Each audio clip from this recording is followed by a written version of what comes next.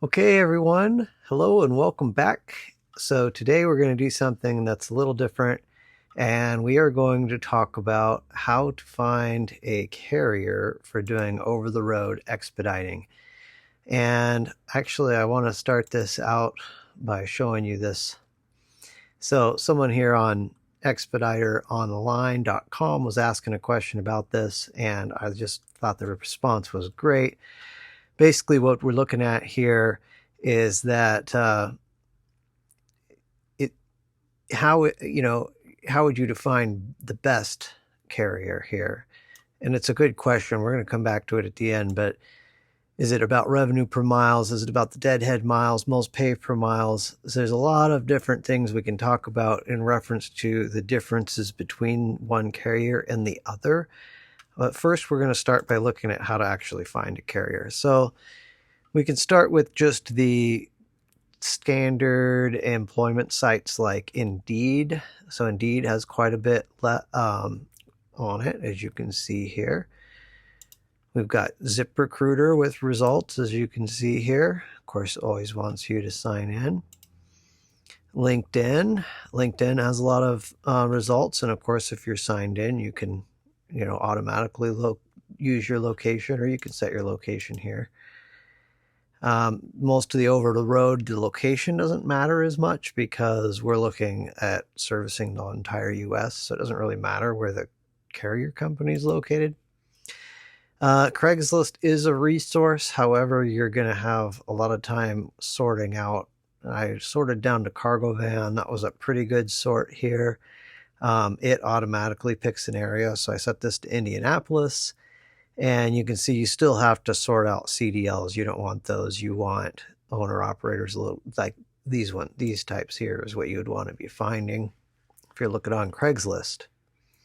Now we get into the good resources. That's the normal stuff. A lot of videos told me about that when I started. But then we get into expeditersonline.com, which if you haven't looked at this site yet, you really should. Getting into or being into this business, you should peck around this site, and you can learn a lot about the business on this site. But here we have their recommendation for motor carriers, and that's what they're calling the carrier services. So they're technically called motor carriers. In case you were curious, that means you are a van. You're not a big truck. Motor carrier would be a smaller vehicle taking loads for hire. And you can see them recommending A+ Expediting, Armada, Bolt, Expediter Transport Young, On Time Express, Panther. Here in the Midwest, I see a lot of On Time. I see a lot of Panther. This is not an exhaustive list. However, this is a great list for you to get started with. And you can see even some about the expediters as you go through on this. Great service there. Courier gigs. So courier gigs actually is a pretty good one too. You might start seeing some of the same names pop up on these as you go through here. And then we get into some of these others. So before we get into that, I will mention a few in my area. And so I see Load One on the road all over the place. And I do believe they don't have an ad. But Load One is all over the place on the road. Square One, another one. Eagle Express, he's got a channel on YouTube. You can go work for him. There's a lot of carriers out there. US Pack, this is like a final mile carrier. So you can find these websites from these carriers like that. But you're always going to have to drill in and check for any opportunities in your area. If you're trying to work, because these tend to be more contract routes. And so contract routes is not really over the road. So this would be contract routes. Now we're going to get into load boards. So load boards, the difference between working for a carrier and working for a load board is the carriers tend to take care of things like your DOT and your insurance. Depending on the carrier, you may have to take care of some. They may take care of others, but they actually make it a lot easier to just jump into the business. But as you get going, you think you may learn eventually that you need to go straight to the load boards eventually, especially if you're going to get more than one vehicle and things like that. So there are these load boards. There's a lot of them out there, and in order to work for the load board, you're going to need to have your own DOT number. If you're going to cross state lines, you need your own MC and all that stuff. So your BOIs and your all that good stuff. So you need all that to cross state lines working with like this, and you're going to have to worry about all your own insurance and things. So some of the carriers actually provide the insurance. They take care of all the DOT. Here's another load board. Shipley, another load board. So there's just a ton of load boards out there. Truck Stop, another load board. Expedite load board. This is probably a decent one here. And then finally on our list, we're going to keep this video nice and short today. We're going to talk about events. And so I have not been able to attend any of these yet, but I think I will, since this is actually pretty close to me in Fort Wayne. Next year in July, I will keep up with this because they will modify the date as it gets closer. But this is the Expedite Expo. It appears from the website to have been actually maybe acquired, or maybe it's run by Expeditors Online. And that's going to be here in Indiana next year, hopefully.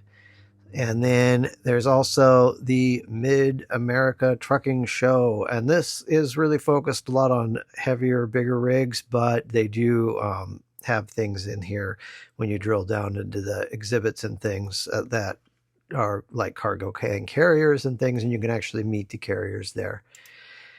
And back here, so to sum this up, in reality, it's difficult for me to tell you which carrier is going to fit the best bill for you.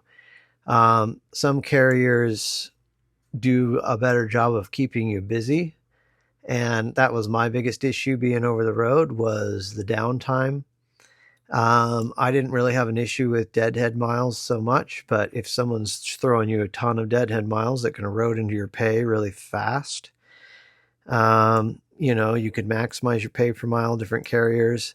And sometimes the carriers, I'm learning, that try and get you more per mile, you'll have more dead time. So there's a game here, and that's good to know. So like if you work for a carrier that tends to bid low, you're going to be busy. If you work for a carrier that tends to bid high, you may not be busy. And how friendly are the dispatchers? I mean, some people, this is important. For me, I don't really care. I'm here to make money. How easy it is access, like the carrier president, the upper management in the company, how small or flat of a company is it, etc. Then you get into insurance and the Qualcomm and all these other charges they charge you. So a trick with these carrier companies is the ones that are providing all this insurance and Qualcomm and all this for you. Oftentimes they charge you, especially the insurance, they charge it to you monthly. And so you can't go in here and say work a week and not work a week, because your insurance bill is going to keep racking up while you're not working. So I'm in a situation where I basically have to either work a full month or take the full month off, or else I just get hammered in charges. And then the other problem is the carrier I was working for was trying to maximize my revenue per mile. And what that did was it gave me a lot of downtime and in strange places, and I'd move around trying to chase orders, but I still had a ton of downtime. And so what that ended up doing was the insurance and stuff really eroded into my profits on the slow weeks. So the slow weeks, I really wasn't making any money. I may have actually gone backwards a few weeks. So this is really good to keep in mind, and unfortunately, it's really hard to tell you which one of these carriers have higher numbers in which category, which one's going to keep you busy.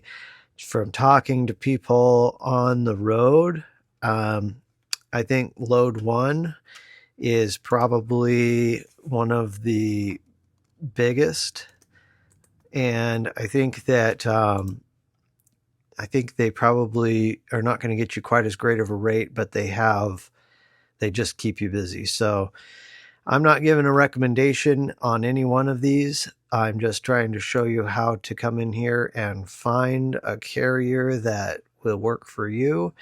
There are tons of options, as you can see. Hopefully this helps you out. Hopefully we got some resources to you that you didn't have before. So thanks for watching, and if you enjoyed the video, please give a like and subscribe and all that good jazz.